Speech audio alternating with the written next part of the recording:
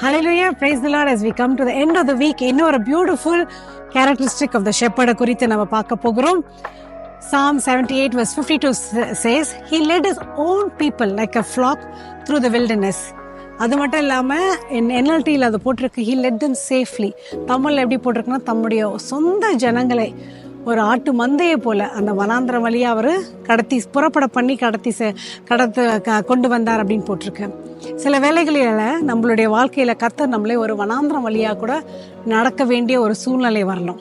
ஆனால் அந்த வனாந்திரம் நம்மளுடைய அங்கேயும் அவங்க வாழலை. They have to move and come back to the promised land which is Canaan. வனாந்திரம் நம்மளுடைய பெர்மனன்ட் அட்ரஸாக இருக்கவே முடியாது. நீங்கள் எந்த மாதிரி சூழ்நிலையில் இப்போ இருக்கிறீங்கன்னு தெரியல, ஆனால் கர்த்தர் உங்களை சேஃபாக நடத்தி வருவார். விசுவாசிக்கிறீங்களா? நம்ப முடியுதா? அப்படிதான் அவர் அவங்களையும் செய்தார். இஸ்ரவேல் மக்களை, அவ்வளவு லட்சக்கணக்கான மக்களை அந்த வனாந்திரம் வழியாக வரும்போது ஒவ்வொருவரையும் அவர் பாதுகாத்து பார்த்து சேஃப்டியாக யாரும் அவங்கள தீங்கு அணுகாதபடி, யாரும் அவங்கள டார்ச்சர் பண்ணாதபடி, யாரும் அவங்கள ட்ரபிள் பண்ணாதபடி. Yes, you have to come through wilderness, ஆனால் I will watch over you like a shepherd அப்படின்னு சொல்லிட்டு அழகாக நடத்தி வந்தார்.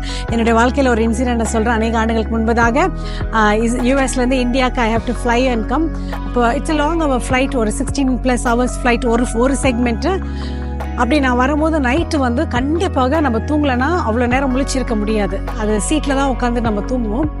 அப்போது அந்த ஃப்ளைட்டில் நான் உணவு கொடுத்தாங்க. சாப்பிட்ட பிறகு எல்லாருமே லைட் ஆஃப் பண்ணிவிடுவாங்க. எல்லாரும் சீட்டை என்ன பண்ணுவோம், நாங்கள் ரிக்ளைன் பண்ணிவிட்டு தலகாணியை வைத்துட்டு we will sleep.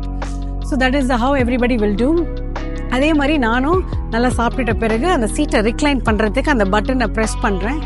ரிக்ளைன் ஆகுது. ஆனால் எனக்கு பின்னாடி வேறு ஒரு கண்ட்ரி, அந்த ஆள், அவர் எந்த கண்ட்ரின்னு சொல்ல விரும்பல, அவர் என்ன பண்ணாருன்னா பின்னாடி இருந்து வேணுனே அவருடைய முழங்கால வைத்துட்டு நான் ரிக்ளைன் ஆகாதபடி அதை குத்திட்டே இருந்தார். என்னால் தூங்கவே முடியல. ஐ ஹேட் டு ஸ்லீப். ரொம்ப நான் ஸ்ட்ரகிள் பண்ண பொறுமையாக, எக்ஸ்கியூஸ் மீ சார், என்னால் லீன் பண்ண முடியல. அவருடைய சீட்டை லீன் பண்ணிட்டாரு. ஆனால் என் சீட்டை அவருக்கு லீன் பண்ண விட மாட்டுறாரு.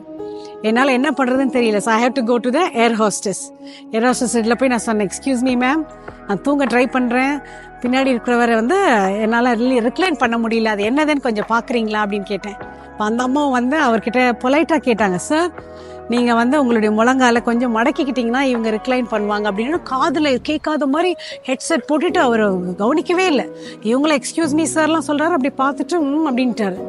எனக்கு சொன்னேன், ma'am I don't know what to do, I have to sleep right. என்ன ஷீ சார், வெயிட் கொஞ்ச நேரம் இருங்க அப்படின்னு சொல்லிட்டு என்ன பண்ணாங்க, உள்ளே போயிட்டு என்னோட டிஸ்கஸ் பண்ணாங்க. நேராக திரும்பி என் சீட்டுக்கு வந்தாங்க. நான் எக்கானமியில் இருந்தேன். Excuse me ma'am, we are upgrading you to business class அப்படின்னாங்க. உடனே நான் எழும்பி வா தேங்க்யூ ஸோ மச்ன்னு சொல்லிட்டு நேராக என்னை கூட்டிகிட்டு போகிறாங்க. என் திங்ஸ் எல்லாம் எடுத்துகிட்டு அவங்களே நேராக பிஸ்னஸ் கிளாஸ் போனாக்கா, பிஸ்னஸ் கிளாஸில் எப்படின்னா ஃபுல் ஃப்ளாட் பெட், அந்த சீட்டு அப்படியே ஃப்ளாட்டாக ரிக்ளைன் ஆகிடும். அவங்களே தல்காணி கொடுத்து நல்ல போர்வை கொடுத்து ஃப்ளாட் பெட், உட்காந்துட்டு சாயிற மாதிரி சேர் இல்லை, ஃப்ளாட் பெட். வா, இந்த முடிஞ்சிட்ட பிறகு அந்த ஜேர்னியில் நல்ல சாப்பாடு கவனிக்கிறது, விஐபி ட்ரீட்மெண்ட், வந்து என்னை கவனிச்சுட்டு நல்ல சாப்பாடு, நல்ல ரெஸ்ட். அநேக தரம் படுத்து ஏஞ்சேன். ஃப்ரெஷ்ஷாக எழும்பி நாங்கள் லேண்ட் ஆகிட்ட பிறகு நாங்கள் வெளியில் வரும்போது ஹாங்காங்கில் லேண்ட் ஆனோம்.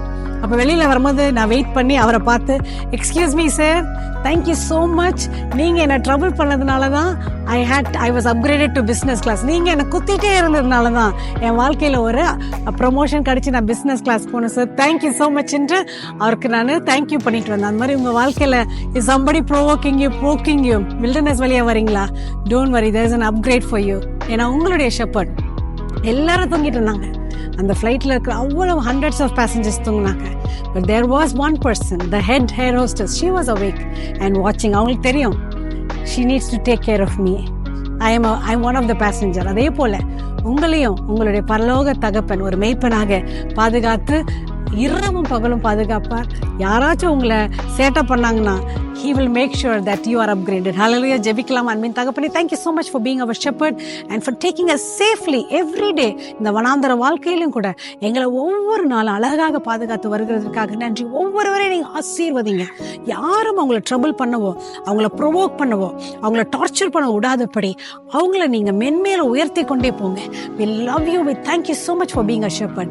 In Jesus' name we pray. Amen. Hallelujah. Praise the Lord. Have a wonderful weekend because He is your shepherd and He is watching over you safely all through day and night. Amen.